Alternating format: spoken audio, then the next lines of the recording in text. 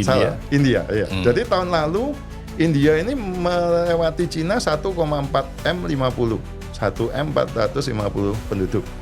Dan orang India itu ternyata kalau dari statistik Pak, nomor 2 yang paling banyak datang ke Bali.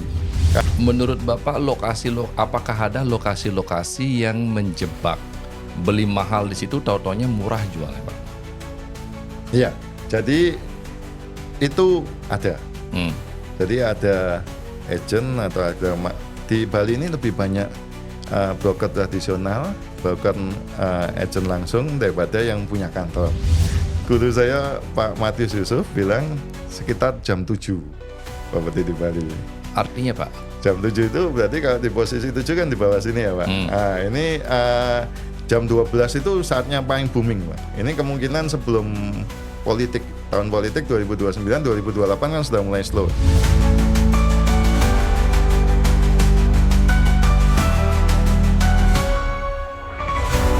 Akal sehat dimulai.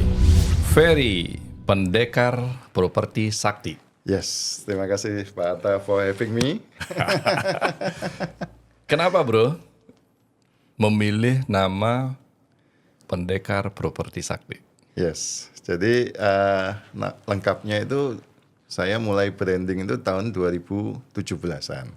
Waktu itu pakai brandnya ada Ferry Sang Pendekar Properti. Oh, Ferry Sang Pendekar Properti. Nah, jadi sangnya itu ada singkatannya, social planner, aktor, terus kemudian networker dan gadget mania.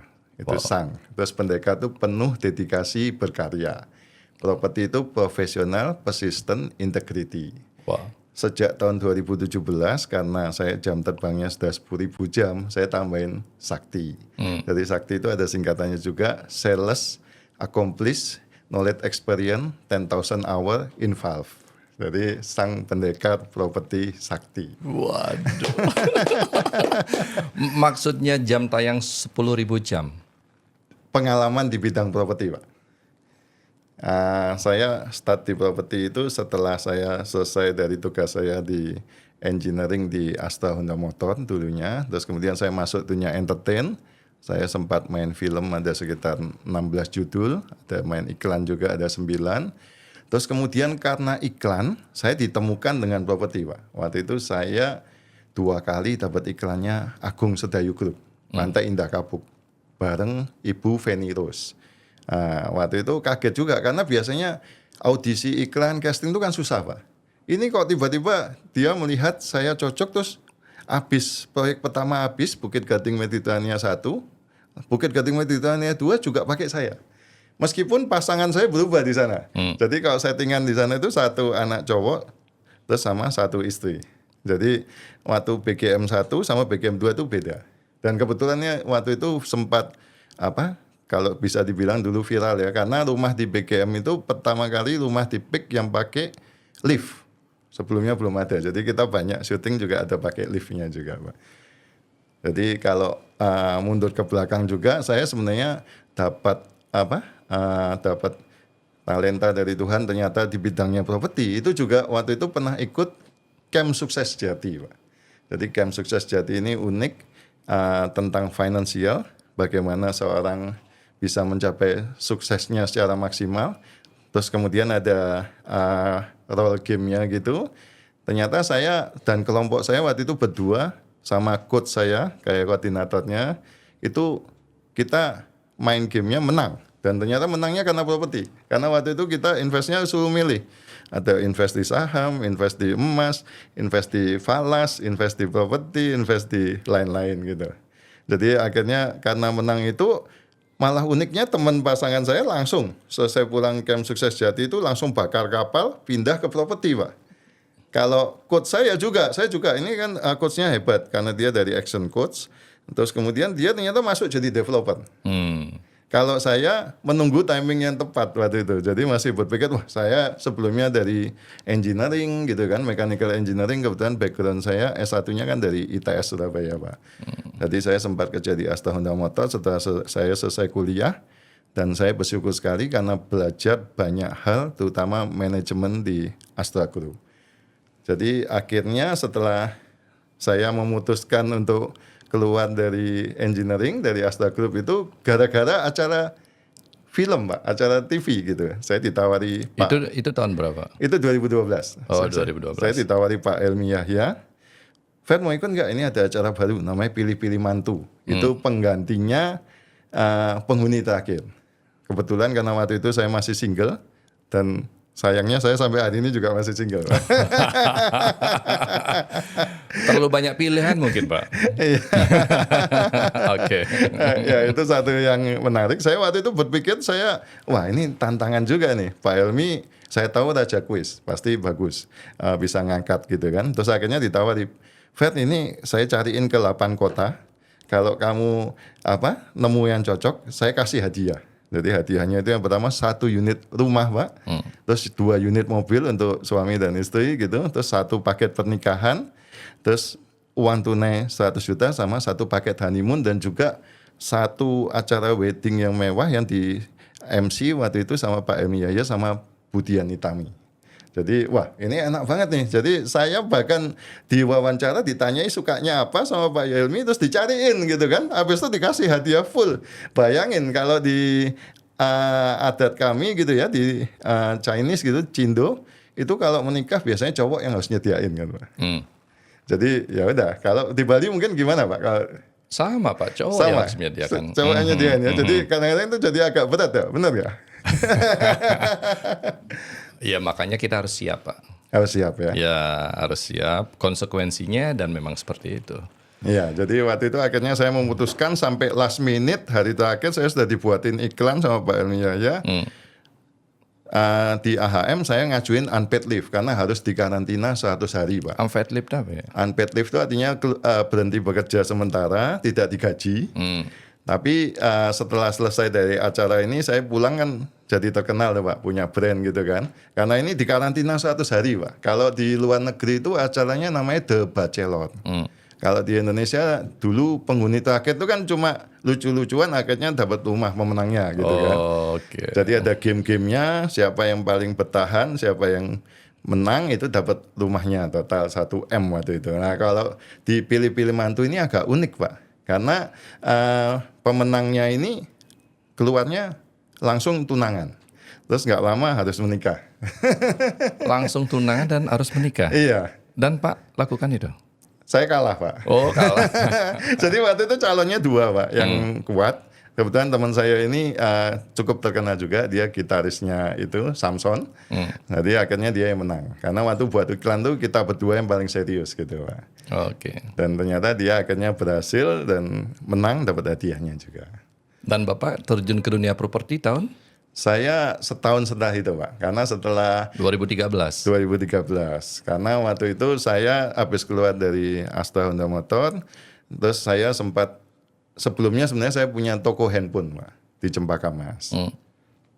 Jadi seperti itu, terus kemudian dapat iklan itu, karena setelah saya acara syuting Pilih-Pilih Mantu itu saya banyak ikut casting, kebetulan saya jalan sama pesertanya PPM juga sempat mau serius kan Pak, tapi ternyata mungkin nggak jodoh atau gimana, jadi akhirnya batal. Terus tapi saya sempat casting sama dia Pak. Iya. Saat itu di zaman casting itu juga masih ketemu yang masih muda-muda dengan cerita mereka gitu kan, kayak Raffi Ahmad, kayak siapa ini, Reza Radian, mereka Joe Taslim juga, mereka mulainya dari casting dari nol benar-benar sama seperti saya, dan ternyata mereka jauh lebih sukses. Jadi saya ternyata jalannya di properti bukan di entertain.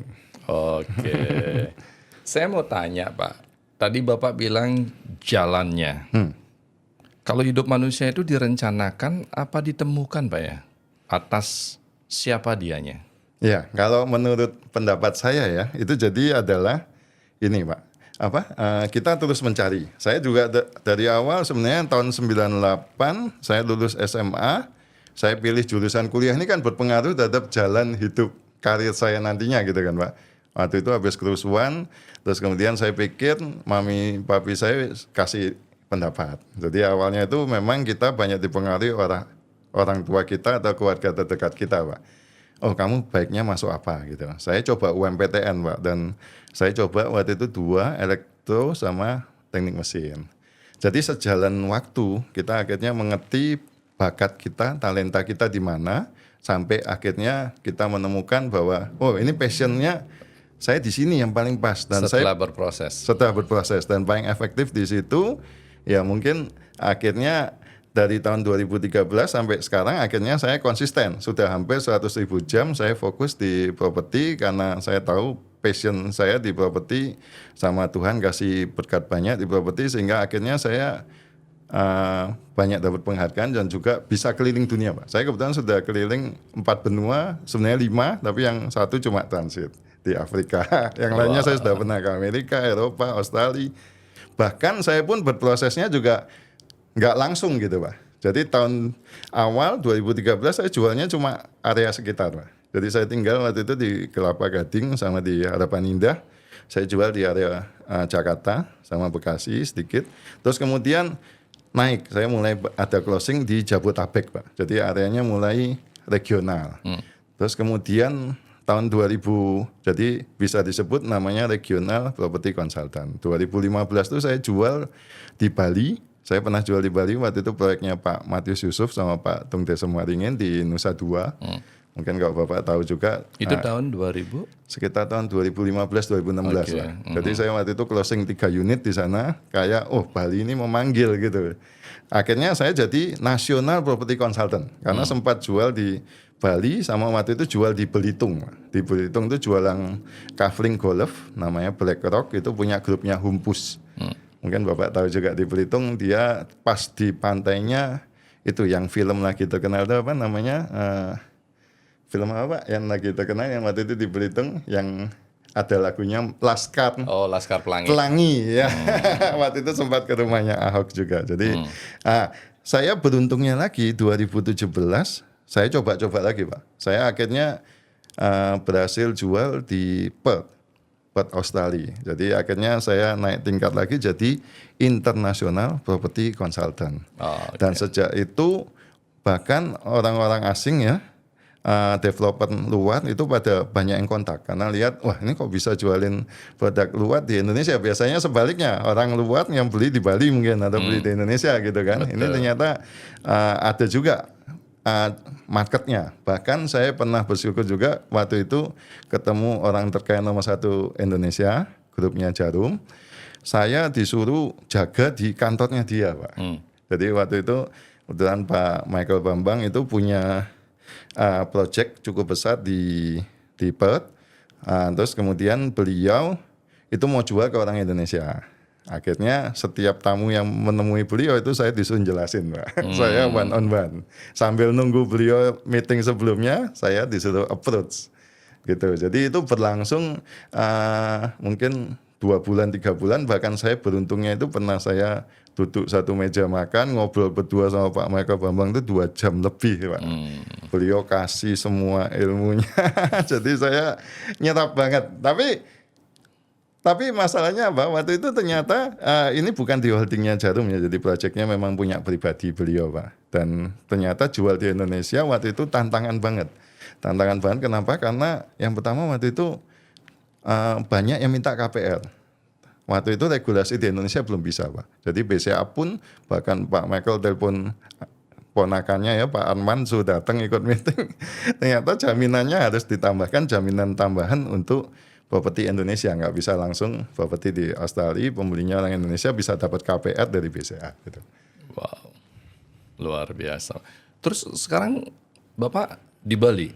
Iya, sekarang saya di Bali. Saya juga merasa unik juga. Waktu itu saya sebenarnya ditawari proyek yang sekarang saya pegang ini sudah dari sebelum COVID, Pak.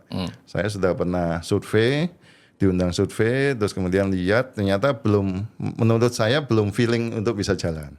Terus kemudian 2022 habis selesai COVID saya sempat diundang lagi, saya datang, saya lihat lagi, menurut saya belum siap. Baru waktu 2024 sudah 4 tahun ya dari yang pertama, itu saya melihatnya wah ini peluang gitu. Jadi teman saya kebetulan developer di Bali, dia belajar dari dulu gurunya ini agak unik juga ya, karena teman-teman juga jangan terlalu percaya juga. Tapi ya semuanya memang ada yang berhasil, ada yang enggak gitu. Jadi ada training dulu jadi developer tanpa modal, Pak. Oh, Pernah tahu ya? Itu ya. gurunya siapa ya? Ya. Jadi di tempat saya ini tanahnya besar, Pak. Waktu itu 8,5 hektar. Ternyata ada 6 developer KSO. Nah, 6 developernya KSO ini semuanya KO, Pak. Bahkan meninggalkan masalah. Jadi waktu saya datang itu, terus saya diajak roadshow, Pak. Saya setelah buat konsep marketingnya, saya diajak roadshow pertama di Jakarta, karena saya memang awalnya di Jakarta, dan saya kumpulkan semua agent property REB. Waktu itu ribuan yang mau bantu jual, karena waktu itu promonya kita buat sangat menarik gitu, dan harganya juga sampai kaget gitu, karena kita jual properti di Bali, rumah cuma 288 juta. Sedangkan waktu itu aja di Jabodetabek, di Serpong aja mungkin 400 dan untuk tipe yang sama seperti kita. Geser lagi, jadi kalau di properti di Jakarta itu, Pak, itu gesernya lewat jalan tol, Pak. Jadi kalau exit tol Kebun Jeruk, harganya misalnya 30 juta per meter. Dekat RCTI itu. Exit tol berikutnya Puri Indah dulu 25, Alam Sutra 20. Jadi pintu tol beda 5 jutaan kayak gitu. Sampai paling ujung tapi uniknya yang Karawaci, Pak. Karena Karawaci dulu mahal ya. Karawaci Padahal ini di ujung. padahal agak ujung. Tapi habis itu mulai makin jatuh kayak Tiga Raksa sampai ke ujung ke Serang gitu. Kalau di daerah ke barat, ke arah Jawa Barat, jadi dari Jakarta, Bekasi, terus kemudian Tambun, terus kemudian Cibitung, Cikarang itu juga sama, Pak. Jadi per meternya itu tanahnya makin exit tol itu turun gitu. Tapi sejalan dengan waktu akhirnya bisa makin mendekati gitu, Pak. Itu jadi uniknya. Makanya di Bali pun juga punya nanti prospek yang seperti itu, Pak. Makanya ini salah satunya saya pilih Tabanan ini karena ya paling mahal di Bali mungkin daerah Renon ya, daerah Sunset Road, daerah Kuta itu sudah 30 lebih ya, Pak, 30-40 juta mungkin ya. Nggak tahu, Bapak paling tinggi pernah tahu harga tanah di Bali berapa, Pak, per meter, Pak? Yang di mana, Pak?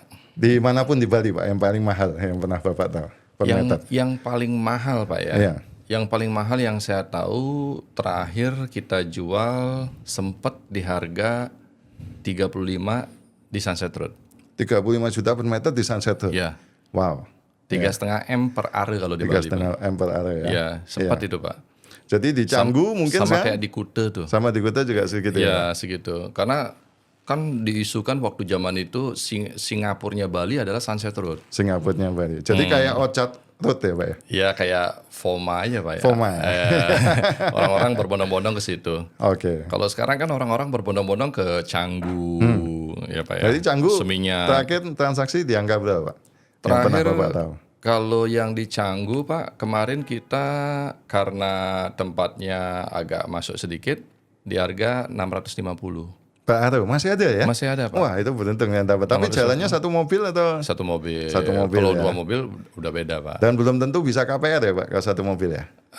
Satu mobil tergantung banknya juga sih, Pak. Banknya ada yang mau Ada support yang ya? mau juga. Oke. Tergantung background bisnisnya mereka. Yang Tapi beli. kalau yang Bapak dengar di Canggu sekarang yang paling mahal sudah mencapai titik berapa, Pak? Yang dekat Tamora Square atau yang dekat Atlas, dekat Vince itu ya? Itu jalan utamanya ya? 35-an. 35 ada ya di Canggu ya? Ada, Oh. Pak. Ada. Padahal jalannya itu kecil ya?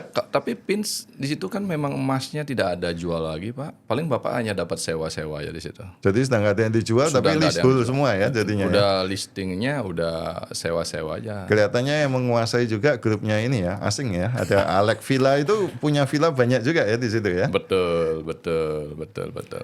Nah kalau Pak Peri sendiri sekarang di Tabanan lagi buat apa nih, Pak? Itu BPIM. Iya. Bali BPIM. Bali Property Investment Management.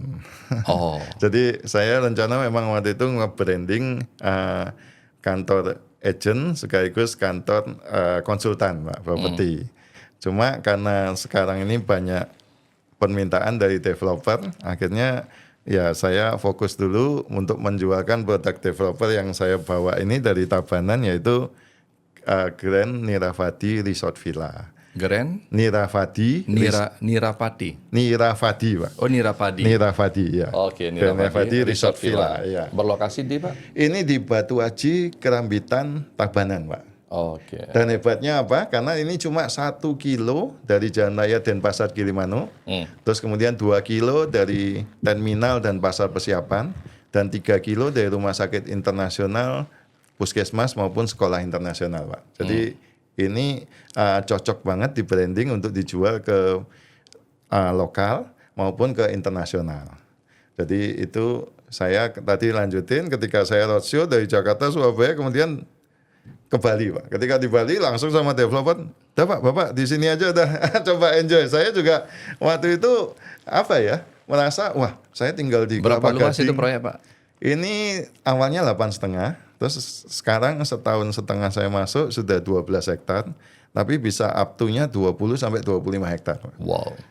Itu nanti 2026 akan turun tol di situ, Pak. Turun tol, ya. Saya sempat dengar katanya ada di mana? Mengwi ya, Pak? Pintu Mengwi. kedua ya. Pintu pertamanya negara atau di dekat PSN, Pak? Iya betul, negara Mengui. Oh, oke. Itu nanti dekat itu proyek Bapak, Iya. 2026 tuh, Pak. Itu salah satu isu yang kita pegang juga kemarin MRT katanya di Tanah Lot ya, Pak ya? MRT Stasiun. sampai nanti Tanah Lot dari bandara ke Seminyak, Canggu, bisa jadi sampai Tanah Lot. Sampai Bisa Tanah jadi Lot. ya. Oh ya.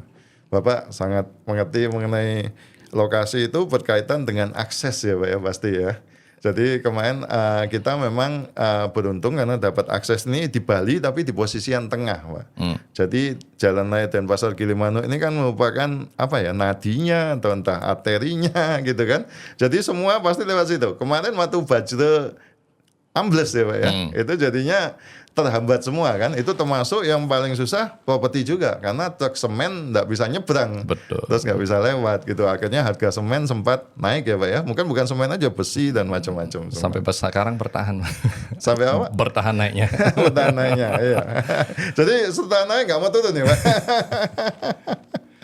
Itu dijual harga berapa, Pak? Iya, jadi setelah jual rumah yang 288 tahun 2025 awal saya naikin harga 328 dengan konsep lebih bagus dan lebih menarik gitu, Pak, rumahnya. Ada 5 tipe, yang tipe 3360 itu startnya 288 juta. Dan kita beruntungnya apa? Ternyata saya masih dipercaya waktu di Jakarta gitu. Jadi pembelinya 50% orang Jakarta. Oh, Jadi agent-agent Jakarta pun maupun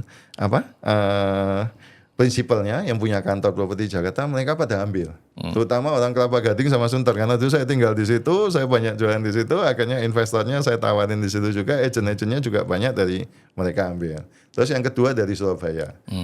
Baru yang ketiga ini kalau yang dari Bali kita terus jalan aja karena ini sebenarnya dulu itu banyak orang Bali yang ngambil sebelum Covid itu gagal, Pak. Waktu Covid itu mereka kebanyakan kerja di restoran, kerja di hotel, kerja di kafe.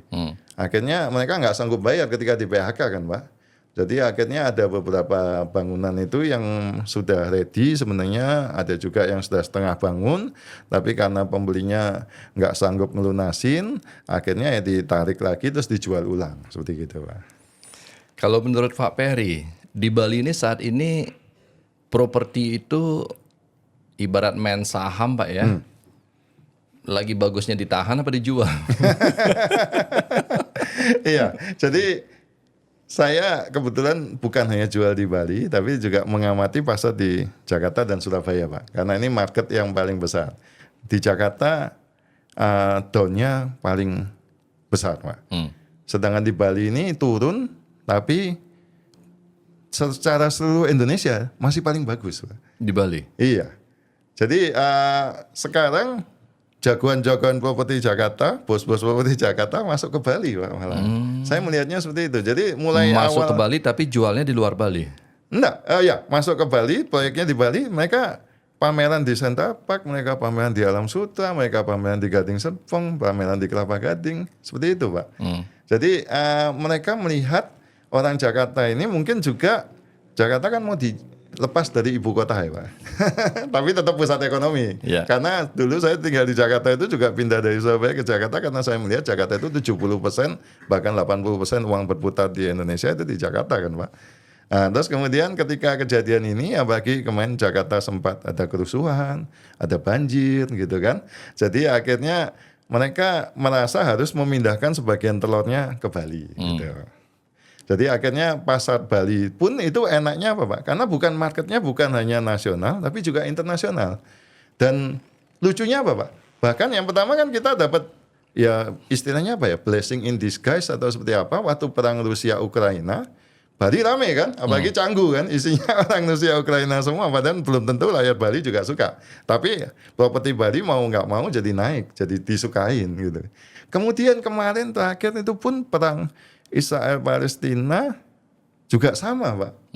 Karena kan sempat ada berita viral katanya ada yang beli ini. Ternyata yang beli itu bukan hanya dari negara yang berperang, tapi sekitarnya. Karena waktu itu nyerangnya kan sampai Bahrain, Timur Tengah, mulai kepanasan kan, takut rudalnya jatuhin mereka atau gimana gitu kan. Jadi mereka akhirnya pada invest juga di sini. Jadi kita memang selalu aware, cari informasi. Oh ini daerah ini kok laku, yang beli siapa? Dari mana, latar belakangnya apa, itu jadi ketahuan. Jadi ketika terjadi nanti pun misalnya Taiwan sama Cina berperang, banyak yang beli di sini. Tapi ada satu yang unik Pak, yang mungkin Bapak juga perhatikan. Apa itu Pak? Sekarang negara terbesar di dunia apa Pak? Penduduknya? Cina. Salah, India. India, iya. Jadi tahun lalu India ini melewati Cina 1,4 M50, 1 M450 penduduk. Dan orang India itu ternyata kalau dari statistik Pak, nomor 2 yang paling banyak datang ke Bali. Karena backgroundnya sama ya, mungkin secara religion mirip, terus kemudian heritage-nya juga sama. Ternyata orang India tuh hampir nggak ada yang beli properti di Bali Pak. Bapak pernah transaksi nggak? Belum pernah Pak. Belum pernah ya? Kalau sama orang India ya? Iya. Padahal mereka banyak kemiripan budaya gitu ya. Dan mereka orangnya kan banyak Pak. Dan mereka juga suka sebenarnya tinggal di Bali kan. Terbukti mereka Australia 13 juta, orang India kemarin hampir 11 juta Pak. Nomor 2 yang datang. Nomor 3-nya baru orang Cina. Nomor 4-nya baru orang Rusia dan Ukraina gitu. Jadi mereka karena mungkin tanahnya juga besar dan mereka punya nasionalisme tinggi, mereka nggak ambil di Bali gitu. Tapi banyak juga mungkin nggak tahu. Bapak lihat kalau yang di Bali kebanyakan orang India juga banyak yang nggak suka juga mungkin, atau seperti apa? Banyak orang India di Bali juga Pak. Banyak ya? Ya, banyak juga. Ya, tapi nanti pasar kita juga akan menyesuaikan kan. Siapa tahu sekarang restoran India sudah ada. Betul. Hotel untuk khusus orang India nginep dan Sudah travel juga. yang khusus pun banyak ya Pak ya, ngelayani dari semua. Iya, wisata spiritual mereka Aktif sekali ya. betul. Biasanya target pertamanya apa Pak? Tanah lot sama Bedugul ya Pak? Atau Ya, kadang saat ini kan kalau kita bicara pariwisata banyak yang menjual yang namanya melukat, Pak. Melukat ya. Ya, melukat itu berarti ya seperti bisnis yang lagi saat ini berkembang di Bali, Pak. Mungkin di Indonesia juga itu adalah wellness. Wellness. Ya, sehingga salah satunya melukat itu ya. Salah satunya, Pak. Jadi mereka merasa kalau belum melukat di Bali nantinya belum bersih banget gitu ya.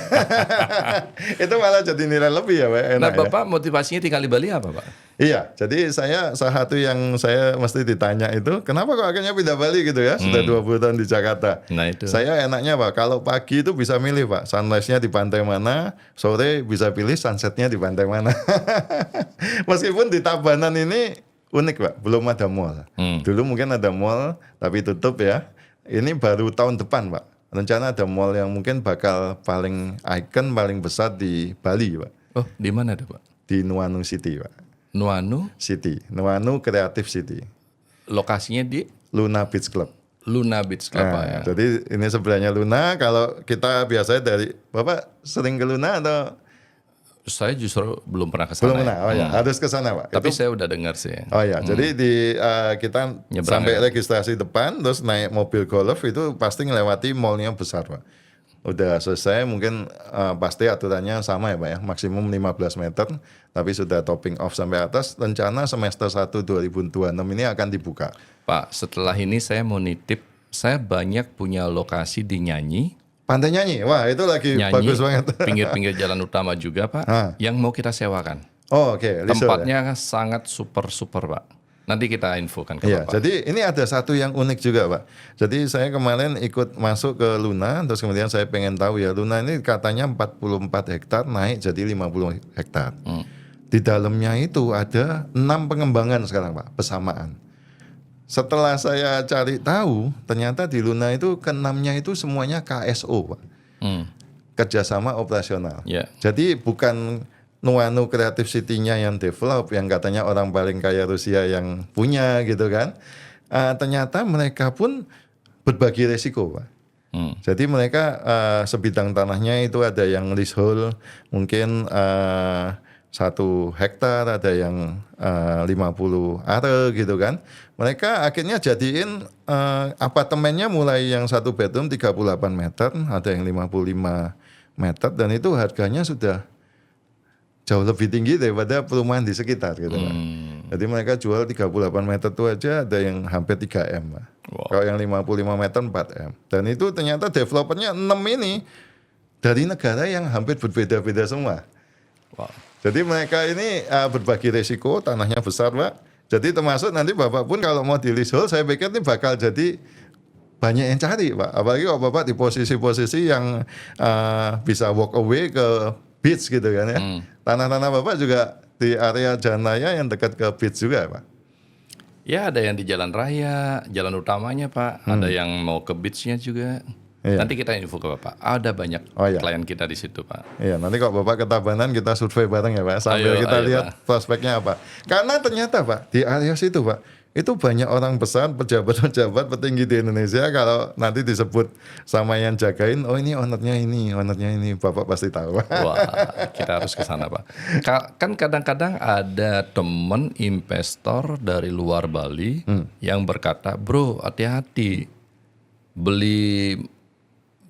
Menurut Bapak apakah ada lokasi-lokasi yang menjebak, beli mahal di situ, tau-taunya murah jualnya, Pak?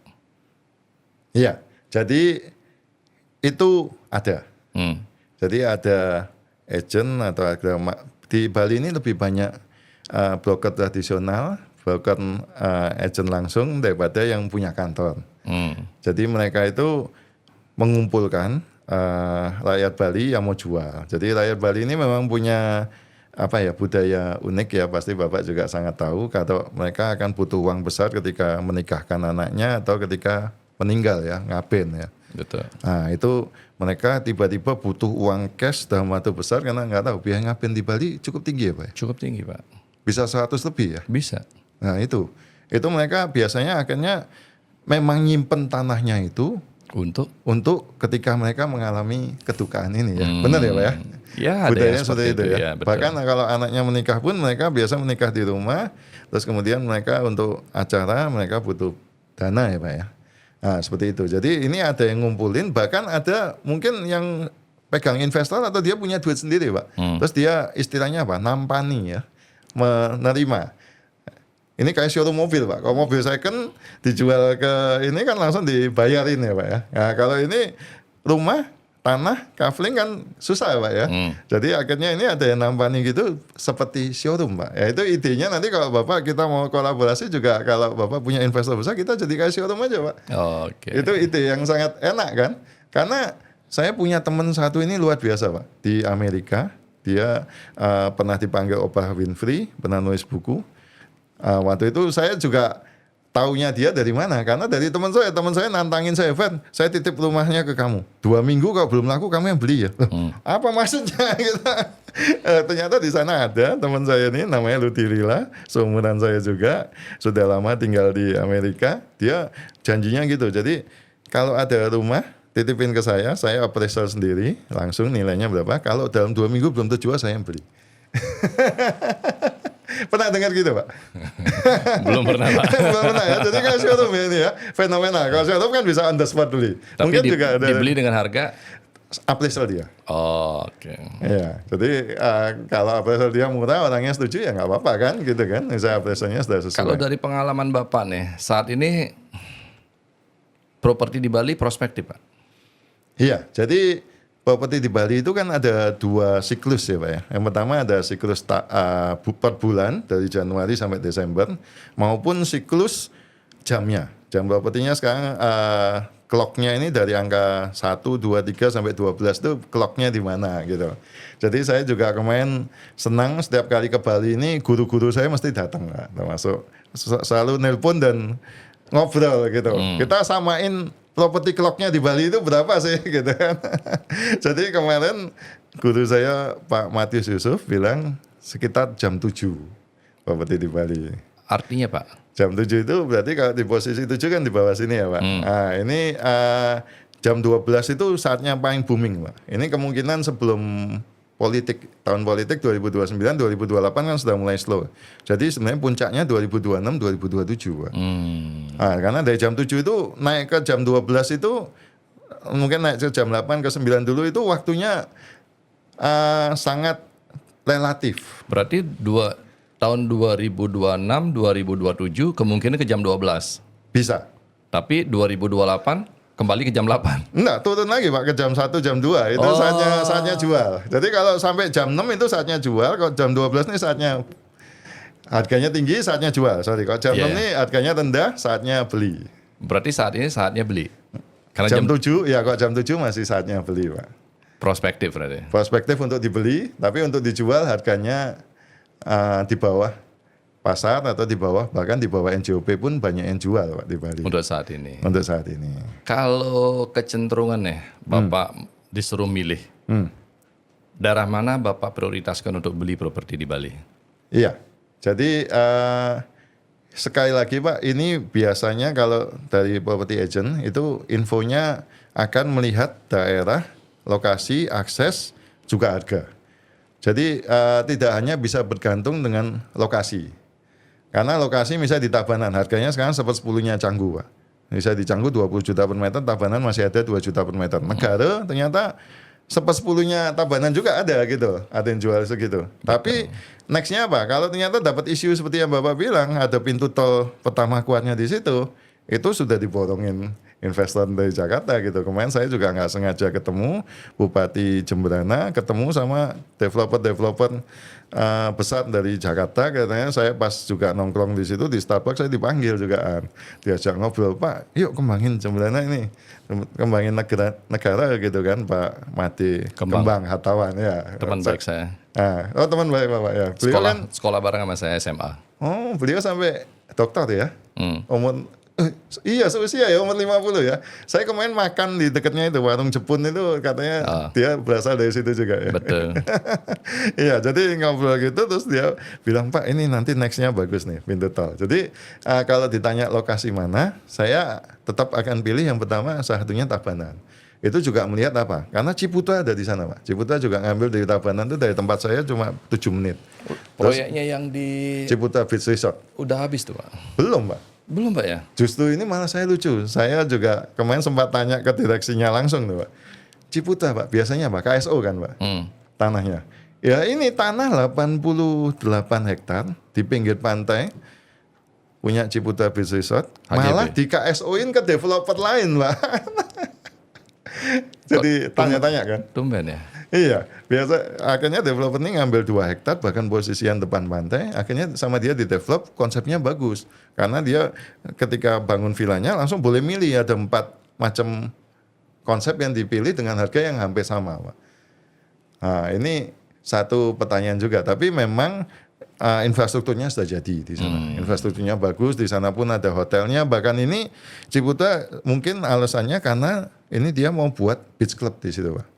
Beach clubnya sudah disiapin, ini lagi perataan lahan Pak, lagi land clearing Pak. Nah, terus di situ dia juga mau bikin mall juga. Karena kalau kita bicara hunian Pak, hunian Ciputra itu kan memang jagonya membuat yang namanya kawasan. Kenapa kawasannya dia selalu laku? Karena ada fasilitas pendukung atas hunian tersebut. Fasilitas pendukung atas hunian tersebut yang paling dibutuhkan oleh penghuni adalah sekolah, Pak. Sekolah ya. Sekolah. Setelah sekolah baru yang namanya fasilitas olahraga. Sport center. Sport center. Nah, setelah itu baru yang namanya ada mall, rumah sakit. Iya. Itulah yang membuat di mana ada proyek-proyek besar seperti Ciputra laku, Pak. Iya. Tapi bila mana fasilitas tersebut belum tersedia, ya hampir sama kayak kita juga jualannya. Iya, setuju Pak. Jadi semua top 10 developer di Indonesia itu biasanya menguasai dari hulu sampai hilir ya Pak. Dari lahir sampai meninggal. Bahkan ada yang punya rumah masa depan ini yang paling mewah ada juga ya Pak ya. Ya. Jadi mereka memang harus menyediakan semua. Dan uniknya apa Pak? Ciputa di Bali nggak tahu berkembang ya Pak? Nah, karena fasilitas yang saya bilang tadi kita Nggak diskusikan. disediakan ya? Nah, di situ mungkin Pak. Kalau Iya. kita lihat di luaran kan itu yang dibangun dulu Pak.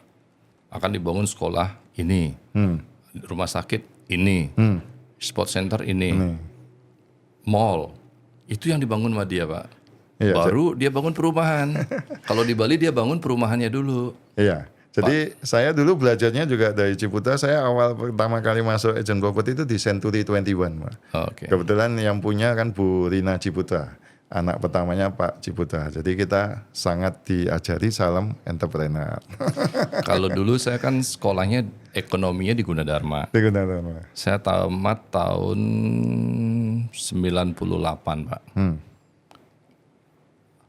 Lamaran kerja saya pertama kali diterima oleh Century 21 kalau nggak salah. Oh iya. Sebagai marketing agent. Oh, oke. Tapi saya waktu itu datang sekali latihan ke kalau nggak salah itu waktu itu di Grogol atau di Di mana. Grogol. Ya. Tapi akhirnya saya nggak lanjut. Pak. Ada trainingnya ya. Iya. Saya nggak lanjut Training, karena basic trainingnya waktu itu ya. jadi marketing properti saya belum kebayang. Ternyata nasib saya juga jatuh di situ Pak.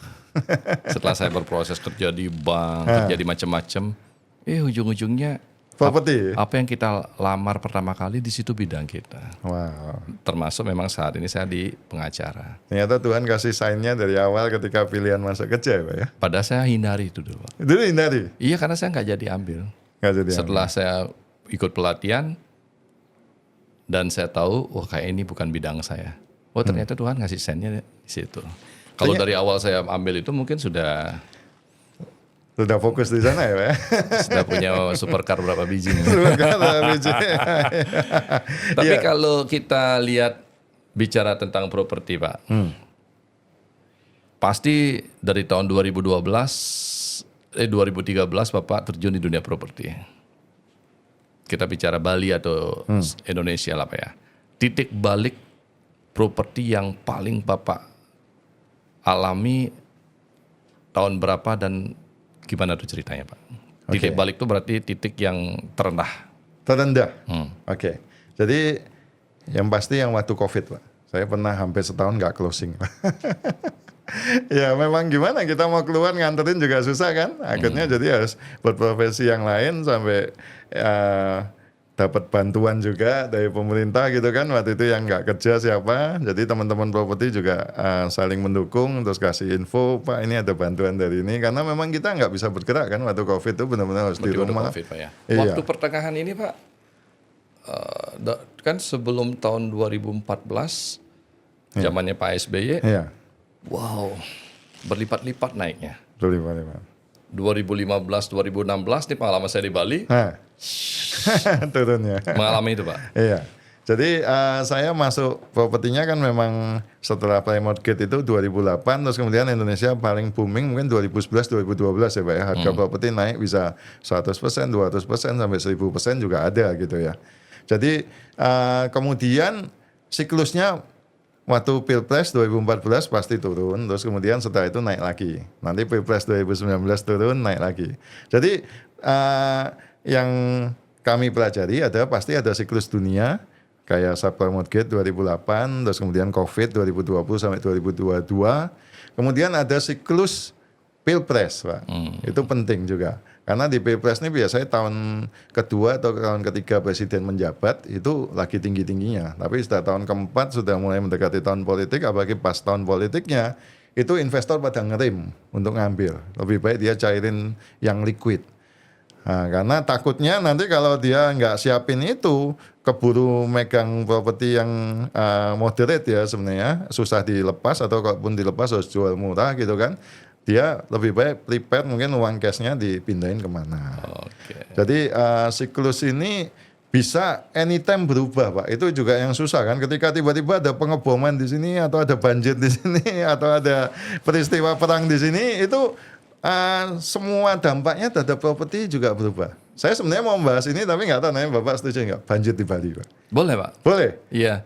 Bahkan banjir di Bali ini saya ingin tanya ke Bapak tadinya, saat ini gara-gara itu lebih bagus pegang properti apa pegang emas. Iya, jadi saya pribadi ini jadi dapat banyak pertanyaan, Pak. Karena saya kan sering live di TikTok, terus kemudian mereka pada nanya, Bali banjir ya? Dulu itu orang nggak percaya kalau beli mobil di Jakarta, dibawa ke Bali, ini mobilnya bekas banjir nggak? Dari Kelapa Gading atau dari mana? Nggak. Betul. Sekarang Gunung Soputan itu banyak showroom ya Pak ya. Terus yang showroom di mana? Taukuman atau Dewi Sri ya hampir nggak ada tapi ya. Dewi Sri, Sunset ada juga ya. Ada Pak. Ada ya. Tapi yang bekas-bekas di sana kan biasanya kena juga mungkin. Gatot Subroto. Iya, Gatot Subroto juga kena. Nah itu. Jadi akhirnya sekarang yang mobil bekas dari sana mungkin jadi dipertanyakan dulu ini ada bekas banjirnya enggak. Begitupun propertinya Pak. Jadi makanya entah kemarin Bapak bahasa transaksi 35 juta di Sunset apalagi di Dewi Sri juga harga segitu. Sekarang pasti terkoreksi banget ya. Terkoreksi sekali Pak. Terkoreksi sekali. Setengah dari itu Pak. Iya, teman saya kemarin saya barusan meeting di Pokpoi, kebetulan yang punya Pokpoi di Dewi Sri, kemarin cerita kemasukan satu dada ini hampir 1 meter, terus freezernya dia yang besar yang untuk nyimpen daging sampai ngapung. Kalau sudah sampai ngapung berarti sudah katanya wah ini banjirnya berarti luasannya sudah 2 kalinya luasan ini ya. Logis memang kalau ilmu fisika. Jadi ya itu yang terjadi. Sekarang adalah tugas kita para agent atau para developer atau konsultan properti di Bali untuk mengedukasi. Saya sempat dapat positifnya juga, dapat blessing in disguise-nya.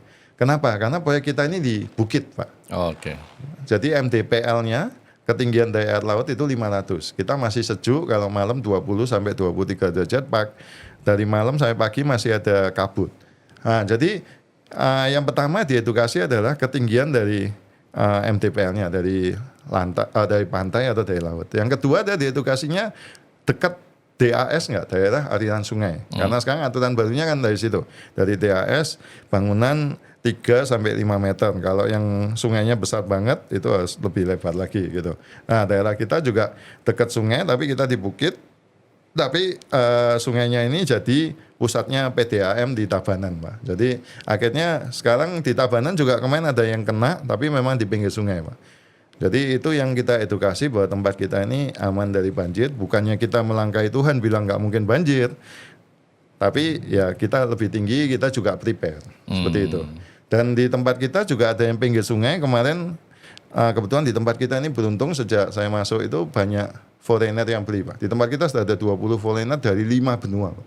Terakhir ada orang Afrika juga beli, orang Amerika beberapa setelah dia beli terus teman-temannya pada cerita. Itu ada satu orang UK, dia baru pensiun dari sekolah Cambridge di Malaysia, dia beli tempat kita, bangun 2 villa besar, tanahnya total 3 acre. Dia orang bule, foreigner itu pasti pilihnya yang ujung-ujung, nggak mau jalan raya yang rame-rame banyak anak kecil, dia milihnya yang paling ujung untuk healing untuk apa gitu. Jadi kita developer ini kadang-kadang juga pusing kalau apalagi daerahnya besar kan, karena ini harus masang pipa air sampai sana, terus masang tiang listrik itu juga sampai sana. Bila perlu yang ujung sungai. Iya, itu diambil, iya, karena itu bagus belakangnya langsung infinity pool, Pak. Dia sekarang lagi gitu, itu kita kasih batu sandaran 8 meter, Pak. Jadi karena dia benar-benar pas di pinggir sungai, dia bikin tangga ke belakang, ada pintu belakangnya di pinggir sungainya dibuat jogging track.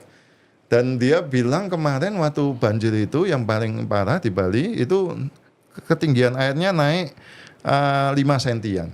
Tapi masih jauh dari 8 meter tahanan tembok yang kita sediakan gitu. Tiba-tiba saya ingat punya teman, Pak. Nanti saya kenalin ke Bapak. Di Gianyar satu-satunya dekat kota, hanya 10 menit ke kota, Pak. Iya. Satu-satunya lahan 8 hektar apa 12 hektar ya, yang belum dikelola, Pak. Nanti kita kenalin, Pak. Iya. Jadi satu-satunya lahan itu, Pak. Pinggir sungai dan lain sebagainya.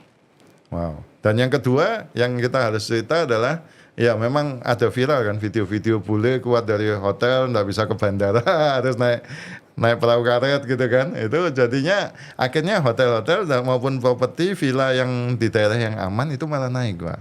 Termasuk di Tabanan itu juga akhirnya jadinya naik. Jadi kemarin saya tanya manajemen villa ya, kan yang terkenal misalnya Nakula, ada Great Bali Villa yang kita kerjasama dengan ini ya, Grand Niravati Resort Villa, itu dia sekarang pegangannya banyak Tabanan dan harganya paling murah. Kalau Nakula itu paling murah, satu villanya itu 2,5 juta per hari, 2 sampai 3 bedroom. Kalau yang Great Bali Villa itu paling murah 1,8 di Pantai Kedungu, Pak, dekat Pantai Nyanyi. 1,8 per malam. Terus kemudian tiba-tiba ada satu pengembang lokal, dia buka 2 unit atau 3 unit, minta dijualin 1,5. Okupansinya bulan pertama 94%, Pak. Bulan kedua 90%. Dari situ kita jadi optimis, wah ternyata rame ya, banyak yang mau gitu. Jadi akhirnya kita pun setting di sini, satu harinya cuma 1 juta, Pak. 1 bedroom villa 8 kali 12,5 meter, 1 are, sudah termasuk kolam renang, sudah termasuk bathtub. Dan itulah yang membuat, Pak, tamu datang ke Bali banyak. Di jalanan turis banyak. Tapi hotel kok sepi. Iya. Karena mereka pilih tinggal di villa. Nah, masih untung kalau villa, Pak. Kalau kos. Nah, Karena di tempat kita juga ada, Pak. kos elit. Enggak, kos standar, Pak. Oh, iya? Kontrakan. Cuma 500.000. Boleh bayar sebulan, Pak, 500.000, Pak. Nah, itu. Jadi itu yang ngenes, Pak. Di tempat saya pun ada kontrakan mungkin yang 1 juta sampai 1,5 juta per bulan, itu pun ada bule yang ambil, Pak. Mestinya kalau memang sama-sama mau kompak, terus nggak boleh supaya dia daya belinya. Pak, Oke. saya mau tanya apa, Pak? Iya. Kalau Pak milih properti murah dengan status tanah atau properti itu ada risiko, apa properti mahal dengan tidak ada berisiko? Iya, kalau saya dari Berisiko itu maksud saya, Pak. Sekarang kan fungsi lahan banyak yang hijau, yang tidak bisa dirubah fungsi lahan, tapi harga properti murah. Tapi kalau Pak mau propertinya tidak berisiko, ya mahal. Pak pilih yang mana? Iya, kalau saya pasti nomor 2, yang tanpa resikonya lebih kecil. Jadi saya pun terakhir ketemu mantan DK2, Pak. Nitipin ke saya.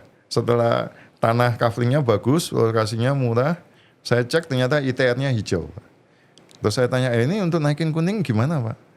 Oh, nanti saya bantu, saya gerakin DPRD. Waduh, itu prosesnya gimana? Oh, tenang, itu 1,5 juta per meter bisa. Iya, kalau bisa. Berapa lama, Pak? Teman saya ada minat sebenarnya, tapi malah saya cegah, Pak. Jadi saya Berarti dirubah dulu. Iya. Saya punya teman, saya kan suka dengerin podcast juga, Pak. Dalam sehari itu saya dengerin podcast bisa 1 sampai 5 podcast dan tentang properti Bali juga. Ada yang suka seperti itu. Mungkin Bapak juga satu yang suka seperti itu ya, karena dapatnya pasti murah banget, Pak. Saya juga punya pengalaman, ada teman saya ini, teman Komsel gitu ya, kayak Komsel gereja, dia beli di Imam Bonjol, Pak. Ternyata tanah sengketa. Murah dulu belinya. 10 are, Pak. Bayangin 10 are di toko di Imam Bonjol berapa gitu kan. Sampai sekarang masih di pengadilan, Pak. Sudah 3 tahun, 4 tahun. Mungkin Bapak yang ahli masalah begitu bisa berapa lama, Pak? Ayo, berproses sampai selesai itu, Pak. Nah, kita konsultasi pribadi nanti tuh, Pak. Oh iya. Soalnya itu teman saya sampai sudah Cuman mulai. saya ada saat ini, Pak, sudah clear. Nah. Saya udah clear, Pak. Clear banget. Bahkan sertifikat ada di kita. Kita ada properti yang memang klien hukum dulunya, Pak. Tapi sekarang benar-benar clear. Itu lokasinya di Tabanan. Oh, Tabanan itu berlokasi di dekat wilayah Pura Batu Karu. oh oke. Ini lokasi wisata ini ya. Ya, ITR jalannya kuning, Pak. ya Oh, ITR pink ya? pink. Pink ya? Lebar jalan 220, lebar tanah 60 meter. Teras sharing di bawahnya sungai besar. Oh. Ya, sungai artinya mereka punya view dan lain sebagainya. Villa, glamping, very nice, Pak. Oh. Kita buka harga 15 juta Per are. per hari. Nggak ada itu, Pak. Kita mau jual cepat. Oh, jualan ya. Ininya gimana? Perizinannya gimana? Dokumen semua ada. Perizinan kita belum. Oh, berarti ini yang safe ya? Ya, Tapi masih hijau, Pak? Atau sudah pink? udah pink, Pak. Oke. Udah pink. Soalnya kemarin kita baru survei. Ini dekat tempat-tempat Bapak juga. Itu kebun durian, Pak. Ada 250 hektar. Saya kemarin parkir cuma sampai bisa di puranya, terus kita naik ke atas karena mesti pakai mobil khusus, itu masih naik 3 kilo. Tapi ini negeri di atas awan, Pak. Karena jam 2 itu tiba-tiba awannya keluar, kabutnya keluar, kita di atasnya, Pak. Sama, Pak, betul. Oh sama, Sama, jangan betul. lokasinya dekat tuh, sama di Nah. Batu Karu. Saya mau tanya nih ke Bapak. Nah, Oh, ternyata wisatawan yang bangunannya villa, teman saya punya Pak, yang bangunnya villa yang jauh dari keramaian, yang notabene bangunannya adalah bangunan alam, itu per malamnya bisa 3 juta, 4 juta, apalagi bambu tuh Pak, iya. yang jauh-jauh itu, dengan harga tanahnya murah-murah seperti itu. Kalau Bapak melihat perspektif bisnis di Bali, beli tanah yang harga murah, berlokasi di pinggiran, untuk kita pegang perspektif ke depannya, apa beli tanah di tempat strategis yang memang sudah mahal? Oke, jadi karena saya sudah sempat ke villa manajemen, Pak. Jadi kekuatan utamanya itu ternyata di OTA, Pak. Online Travel Agent. Jadi mereka menawarkan itu mungkin 6 bulan, bahkan setahun sebelum bulenya ini, foreignernya ini pergi ke Bali. Mereka mungkin sudah dapat tiketnya. Jadi ini kronologisnya ya urutannya. Mereka dapat tiketnya, terus mereka cari mau tinggal di mana. Jadi bule di Bali ini pertama biasanya mereka nyari radius pertama, Kuta, Sanur, Nusa Dua ini yang terkenal pertama. Yang kedua mereka kunjungan berikutnya, atau bisa jadi kalau mereka panjang mereka langsung cobain 3-nya. Yang kedua mereka ke Ubud sama ke Canggu. Yang ketiga baru nyobain Tabanan atau nyebrang Banyuwangi atau bahkan sampai Bromo, sampai Singaraja. Jogja gitu kan. Singaraja juga ada, Lovina gitu kan. Jadi ya seperti itu Pak betul-betulnya. Oke, jadi kalau OTA-nya kuat dan Bapak punya konsep berbeda sendiri, itu bisa okupansinya tinggi Pak. Jadi memang saya pernah juga bantu jualin Hideaway Pak, yang di Ubud. Pernah yang di Seminyak habis kan waktu itu kalau nggak salah sudah bagus. Itu jalannya cuma 1 mobil Pak, masuk sampai dalam. Terus mereka itu di pinggir sungai benar-benar hideaway gitu, benar-benar sembunyi. Jadi di sana itu untuk healing, bahkan dari jam berapa ya? Dari jam 6 sore sampai pagi nggak boleh nyalain lampu Pak. Karena kemarin saya ada, dikasih tanda. Iya. Saya kemarin ada ini Pak, peluang bisnis baru. Kita dunia develop kan udah kenal lama Pak. Iya. Kita tahulah di situ seperti apa. Oh, sekarang ada perspektif bagus nih. Kita beli tanah di pinggiran dengan harga murah, kita develop villa di situ. Setelah kita develop villa di situ, setahun kita jual itu villa, Pak. Iya. Secara keseluruhan. Iya. Dan harganya jauh lebih menguntungkan daripada developer yang kita lakukan di perumahan. Iya. Apalagi kalau Bapak bisa hitungin ROI-nya bagus atau sudah terbukti okupansinya tinggi. Jadi memang itu adalah harapan semua developer ya Pak. ROI tinggi, return of investment-nya, yield-nya tinggi, jadi disewain okupansi tinggi, harganya per malam bisa bagus, 1 juta lebih, 2 juta lebih gitu. Dan yang kedua itu pasti ngangkat capital gain-nya Pak.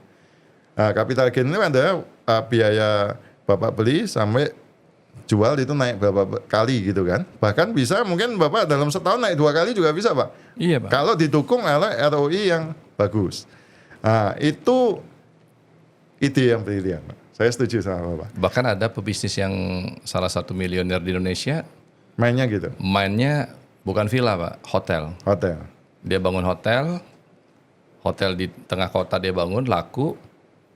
Dia buat lagi hotel di pinggir karena udah laku itu. Bisa dapat 2 hotel, habis itu membangun hotel ke pinggir lagi menjadi 4 hotel dengan membeli okupansi itu. Iya. Jadi memang pemilihan villa manajemen itu di awal sangat penting Pak. Bapak bekerja sama dengan siapa? Dan keseriusan mereka untuk menjualkan produk kita Pak.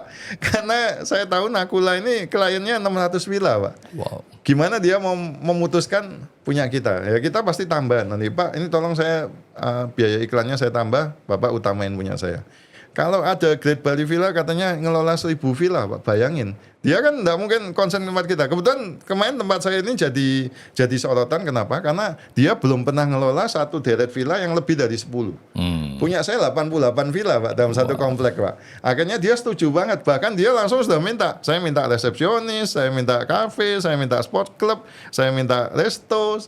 Bahkan dia mau nyediain floating breakfast di kolam renangnya.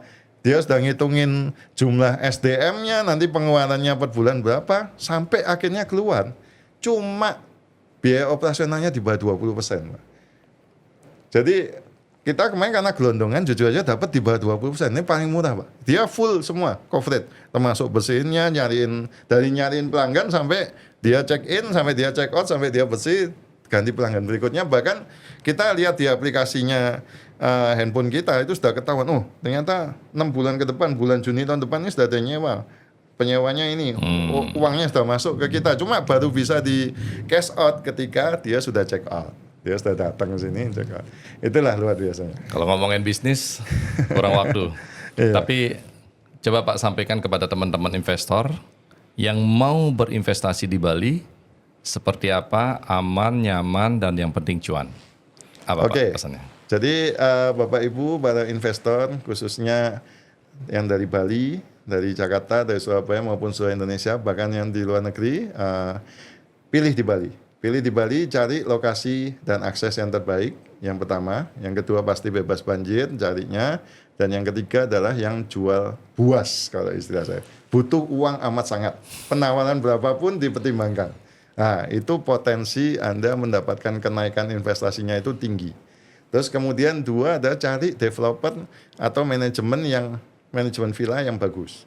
Ini berkaitan dengan kepercayaan, berkaitan dengan delivery tepat waktu, dan berkaitan dengan pelayanan, serving ketika para turis mulai menempatin menyewa villa Anda. Jadi terus berinvestasi di Bali karena Bali ini tanahnya makin terbatas, turisnya makin naik, selalu menjadi nomor 1 destinasi wisata di Indonesia ya Pak ya. Makanya itu saya memutuskan pindah ke Bali juga.